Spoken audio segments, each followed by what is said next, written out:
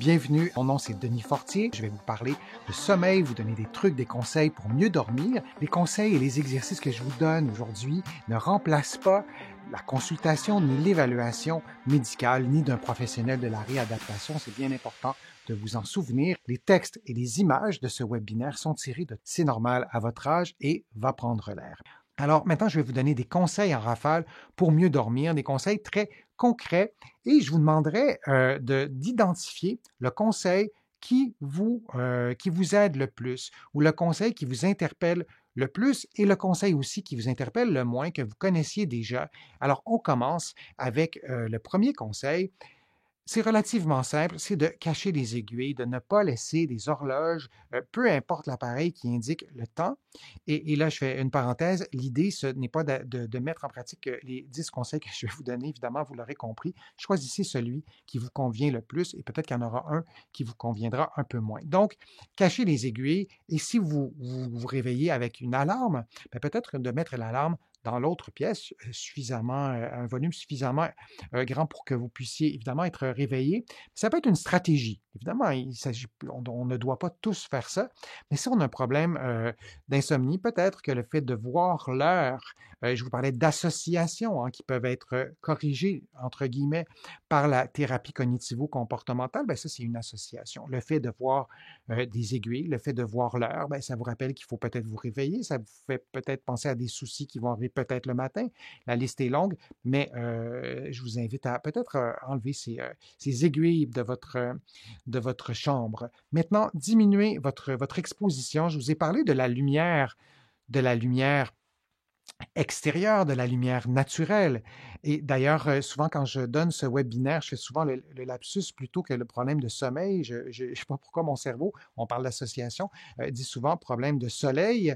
Alors, la lumière, c'est vraiment un enjeu. On veut s'exposer durant la journée, mais dans la chambre, avant d'aller au lit, on ne veut plus s'exposer à la lumière, ou à tout le moins possible. On a beaucoup parlé de la lumière des tablettes, la lumière bleue. On ne veut pas s'exposer à cette lumière particulière qui est projetée par les tablettes, comme les iPads, par exemple, mais on ne veut pas non plus s'exposer trop longtemps à la lumière de la télévision tout juste avant d'aller au lit, ou toute forme de lumière.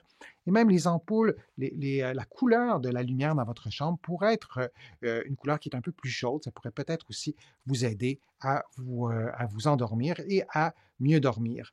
Maintenant, réglez votre horloge biologique, parce qu'on a une horloge biologique, à quelle heure dans quel moment de la journée on va digérer, par exemple, et tous les cycles hormonaux sont aussi régulés par votre horloge biologique, et le fait de vous coucher et de vous lever à heure fixe a pour conséquence de vous aider à régulariser ou à réguler votre horloge biologique. Et il se passe vraiment beaucoup de choses dans votre corps, et ça peut sembler être une évidence. Tout ça fonctionne pendant que vous dormez, et tout ça est régularisé, régulé par votre horloge biologique, et le fait d'aller vous coucher à la même heure et de vous réveiller à la même heure peut avoir un effet positif sur cette horloge biologique et sur les fonctions physiologiques qui sont tout à fait vitales. Et on les oublie. On se dit, bon, je suis couché, il se passe pas grand-chose, je dors. Mais non, il se passe beaucoup de choses, et parfois plus que lorsqu'on est éveillé. Et donc, de vous coucher, d'aller au lit, de vous lever à heure fixe, ça peut être une façon d'encadrer tout ça. Maintenant, faites un examen de routine. Est-ce que vous avez une routine de sommeil?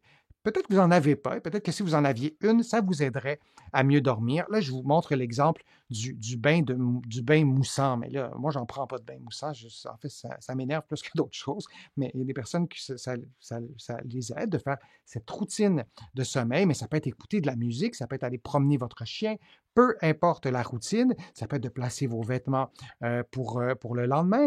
Bon, là aussi, la liste est longue, mais d'avoir une routine de sommeil, ça peut vous aider aussi à avoir un meilleur sommeil, à prendre cette habitude, à conditionner votre cerveau, parce que le sommeil, ça se passe beaucoup dans le cerveau aussi, et d'avoir cette routine, ça peut vous aider à le faire. Maintenant, un cinquième conseil, et je vous invite à choisir le conseil qui vous interpelle le plus, le conseil peut-être que vous ne connaissiez pas et que vous aurez envie de mettre en pratique, celui de laisser dormir votre cerveau Votre lit, c'est fait pour dormir, les rapports sexuels et pour le reste, le boulot, par exemple, c'est peut-être pas une bonne idée.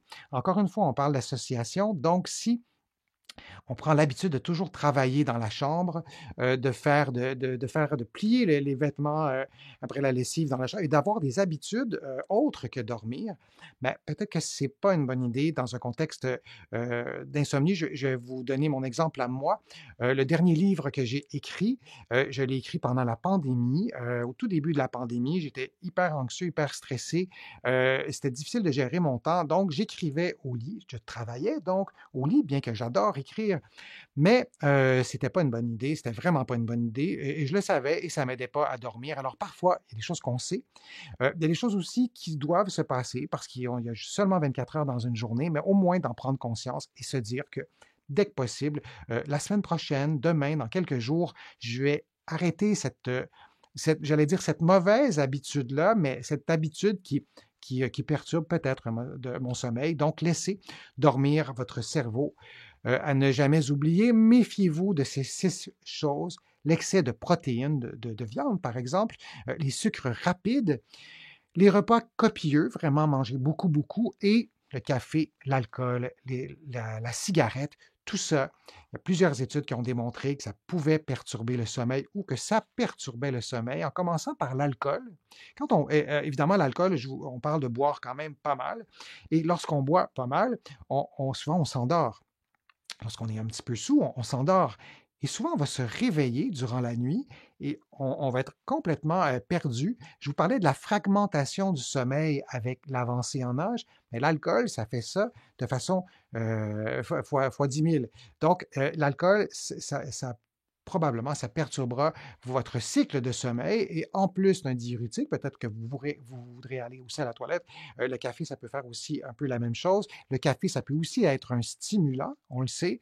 C'est pas vrai chez tout le monde. Il y a certaines personnes qui peuvent prendre un café à tout moment dans la journée et le sommeil ne sera pas perturbé. Donc, ce n'est pas des règles systématiques, comme je vous disais tout à l'heure, mais faites un peu l'examen de tout ça pour voir s'il n'y aurait pas des éléments dans tout ça que vous pourriez modifier. Suivez la règle du 30 minutes. Est-ce que vous connaissez la règle du 30 minutes? L'idée, c'est de rester au lit pendant 30 minutes et si vous ne vous endormez pas, peu importe la raison, c'est de sortir du lit, d'aller dans une autre pièce de la maison, idéalement sans ouvrir les lumières ou sinon mettre une lumière qui est très tamisée, et d'attendre, de faire peut-être de la respiration rythmée. Ça serait un bon moment pour le faire, d'être plusieurs minutes dans une autre pièce et lorsque vous sentez que le sommeil approche, ben, peut-être aller continuer votre respiration rythmée dans votre lit et là, vous endormir. Profiter de la fraîcheur, une pièce trop chaude, euh, évidemment, ne favorisera pas le sommeil et ça, on minimise vraiment trop souvent cet aspect-là. On prend des habitudes, on n'a pas nécessairement chaud dans la pièce, on n'est pas nécessairement inconfortable, mais peut-être que si la température serait plus basse, si la fenêtre était entrouverte, s'il y avait une meilleure circulation d'air, peut-être que vous dormiriez mieux. Et là encore, je pense qu'on minimise l'importance de ce 8e conseil. Parlez à votre médecin, parlez à votre pharmacien, votre pharmacienne. On les oublie, les pharmaciens, mais dans un contexte d'insomnie, posez-leur vos questions, demandez-leur, par exemple, s'il n'y aurait pas des médicaments qui pourraient causer de l'insomnie. Et même chose aussi, vous pourriez poser la question aussi à votre médecin. Et là, je ne vous parle pas de médicaments que vous prenez pour dormir. Je vous parle d'interaction entre 2 médicaments ou entre plusieurs médicaments qui pourraient avoir pour effet de perturber votre sommeil pour plusieurs raisons, parce que vous devez vous lever pour aller à la toilette, par exemple, mais même dans un contexte, pas dans un contexte où vous vous levez pour aller à la toilette, il pourrait y avoir des interactions entre les médicaments qui font en sorte que vous ne dormez pas bien. Et parfois, vous prenez ces médicaments depuis un certain temps. Souvent, les effets indésirables, on s'attend peut-être à les voir au début lorsque vous commencez à les prendre. Mais qui sait, demandez à votre pharmacien si ça pourrait être une des causes, parce que si c'est la cause, ben peut-être qu'il n'y aura rien d'autre qui réglera le problème, mis à part le fait de peut-être soit changer de médicament, changer la dose. Évidemment, ce n'est pas moi qui va vous donner un conseil sur ça et il faut que vous soyez évalué, il faut que la personne connaisse votre dossier. Vous n'allez pas chercher ça avec 2, 3 clics sur Internet. Vous demandez à quelqu'un qui connaît, un, votre dossier, deux, quelqu'un qui connaît les médicaments pour avoir son opinion. Et le 10e conseil, pratiquer une activité apaisante. d'écouter de la musique. Là, je vous ai écrit, je vous ai mis des suggestions, faire du tai chi, de l'art-thérapie, de la méditation pleine conscience, de la musicothérapie. Parfois, on a besoin d'avoir une activité, parfois thérapeutique, parce qu'on vit des moments difficiles, on vit une épreuve, parce qu'on sort de l'hôpital et notre sommeil a été perturbé à l'hôpital, parce que c'est bon, peu importe la raison, et les raisons sont très vastes, et peu importe votre âge, que vous soyez dans la vingtaine, peu importe, de pratiquer une activité apaisante. Et là, le mot activité, vous la choisissez, parce que moi, personnellement, faire du tai chi, ça me tenterait un peu moins, mais faire de la méditation pleine conscience, peut-être un peu plus. Alors, choisissez quelque chose qui vous apaise, et ce qui m'apaise moi, ben, peut-être ne vous apaise pas vous, et vice-versa, et c'est vous qui êtes important dans le choix de cette activité. Alors, parmi ces 10 activités, laquelle pour vous est la plus, risque d'être la plus aidante, et laquelle de ces activités, de quelle de ces propositions-là, de ces conseils, lequel vous connaissiez déjà, vous pouvez reculer la vidéo. Alors, je vous souhaite de prendre soin de votre sommeil, de mieux dormir, et peut-être à une prochaine fois.